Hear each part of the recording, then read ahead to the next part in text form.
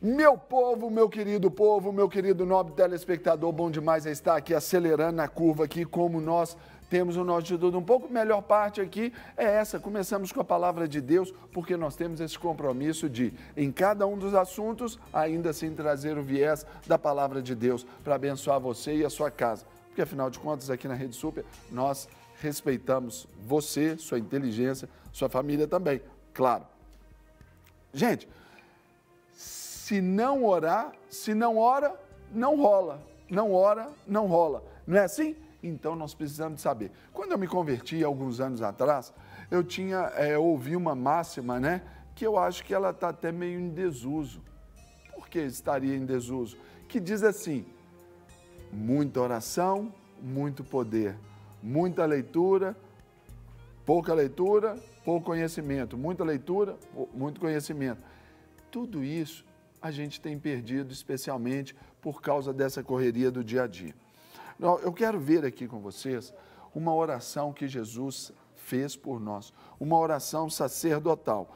Por quê? Nós precisamos partir, como no livro do autor James Hunt, né, o monge e o executivo, ele coloca aqui, existem 3 premissas que a gente tem que observar: oração, trabalho e silêncio. Oração, trabalho e silêncio. Oração, trabalho e silêncio. Oração, trabalho e silêncio. Por quê? Nós precisamos ter essa vida pessoal de intimidade com Deus. Aí eu observo esta oração sacerdotal de Jesus no Evangelho de João, capítulo 17, e eu vou observar aqui nos versos de 1 a 5, e dizem assim: Jesus falou assim, e levantando os seus olhos ao céu e disse: Pai, é chegada a hora, glorifica teu filho, para que também o teu filho te glorifique a ti. Assim como lhe deste poder sobre toda a carne, para que dê a vida eterna a todos que lhe deste, a vida eterna é esta, que te conheçam a ti, só por único Deus verdadeiro e Jesus Cristo, a quem enviaste. Eu glorifiquei-te na terra, tendo consumado a obra que me destes a fazer. E agora glorifica-me tu, ó Pai, junto de ti mesmo, com aquela glória que tinha contigo antes que o mundo existisse. Essa revelação de intimidade aqui com Jesus, ele nos mostra que a gente precisa de orar. Jesus aqui orou e nos ensina a orar porque nós precisamos contemplar a glória do Pai. Muitas vezes nós temos focado aí a nossa vida apenas em desejos, apenas em planos. Temos que ter os nossos desejos, temos que ter fazer os nossos planos, mas poucas vezes nós oramos como nós deveríamos orar, aqui como nesse caso, de nos levar a contemplar a glória de Deus. É saber que a oração é muito mais do que a petição, a oração vai ser muito mais do que só você falar com Deus. A oração ela tem que nos ensinar que nós conversamos com Deus. Se a gente for olhar nesse mesmo texto, dos versos 6 até o 17, Jesus nos ensina a orar porque Ele assim o fez, porque Ele precisava que os seus discípulos estivessem firmados em Deus. Nós oramos para contemplar a glória de Deus e nós oramos também para que os outros que estão à nossa volta, nós oramos pela nossa família, nós oramos por aqueles que nos cercam, nós oramos por aqueles que estão perto de nós, para que eles estejam firmados na Tua palavra. Aqui nós precisamos de entender que estar firmado na palavra também não depende só da oração, depende da busca pela palavra de Deus. Há uma máxima que diz o seguinte: quem não lê a Bíblia não tem assunto para conversar com Deus. Sabe quando algumas pessoas dizem, eu tenho dificuldade para orar, eu não consigo?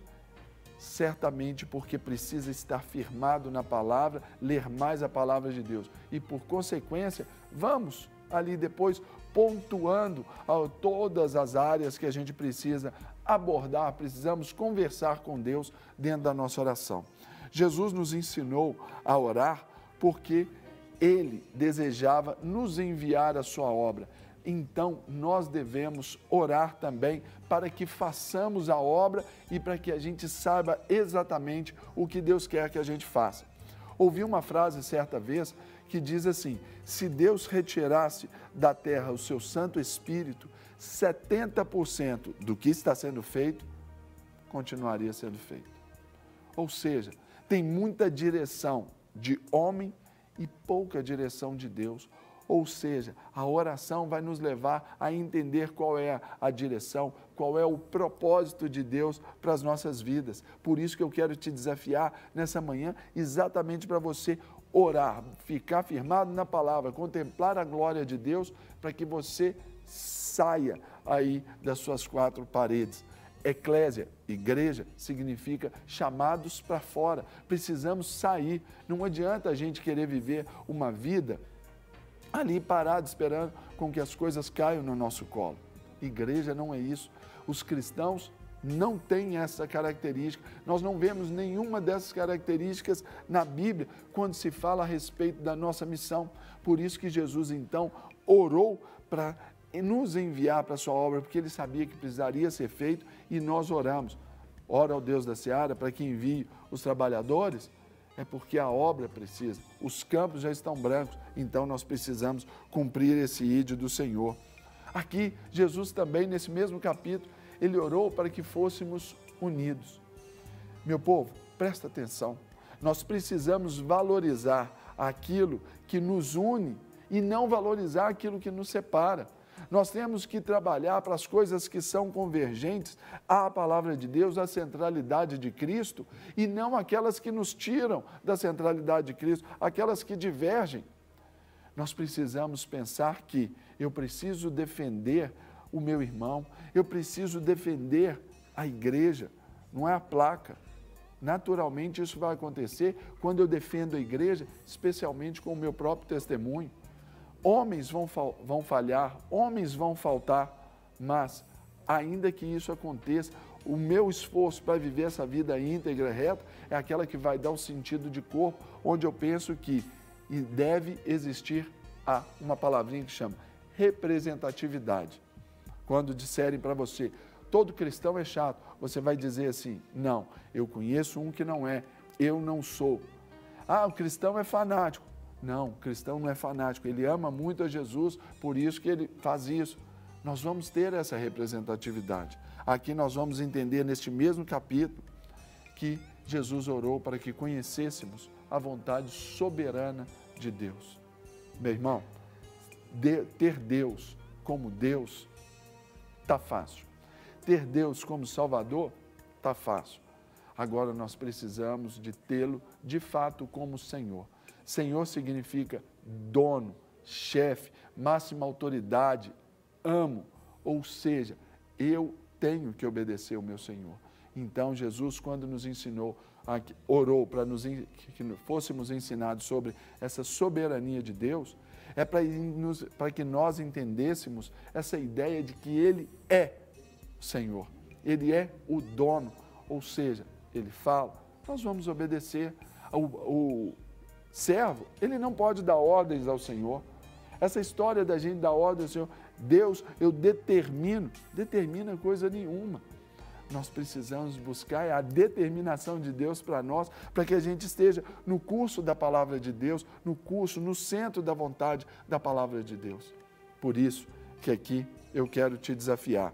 Jesus, ele é o mediador entre Deus e os homens. Não há outro mediador. Então, busque nele, resolva-se nele. Agora, lembrando daquelas 3 premissas, oração, trabalho e silêncio. Nós vamos orar, nós vamos agir. Agora, precisa também do silêncio, que é aquele momento que nós ouvimos a Deus. Porque a oração, nós precisamos orar não é só até espumar o cano da boca, é até que os nossos ouvidos também ouçam a Deus. Então, que você, nessa sexta-feira, encerrando talvez um ciclo, você não conseguiu realizar, não conseguiu fazer, a distância do seu problema e a solução está na mesma proporção do seu joelho para o chão. Então, não ora, não rola. Então, comece a orar agora e abençoe aqueles que estão aí à sua volta e abençoe a si mesmo. E eu quero também orar por você. Pai, eu oro abençoando aqui a vida de cada um dos nossos telespectadores. Temos um dia aí, Deus, de desafios, um dia aí de grandes propostas propostas, agendas, programas, planos que precisam necessariamente estarem assim, alinhados com a tua vontade. Por isso, nós queremos conhecer essa soberania do Senhor e queremos nos submeter a ela. Queremos contemplar a tua glória, queremos ser abraçados por essa glória. Queremos, ó Deus, fazer a tua obra. Dá-nos a oportunidade, Deus, de falar em teu nome, agir em teu nome. Mas, ó Deus, com tudo isso, de dentro para fora, mostrando o sentido real da adoração. Não queremos apenas dar os louvores ao Senhor, também, mas queremos viver essa vida de integridade, essa vida de adoração, essa vida, Deus, que nos ensina a respeito do Senhor.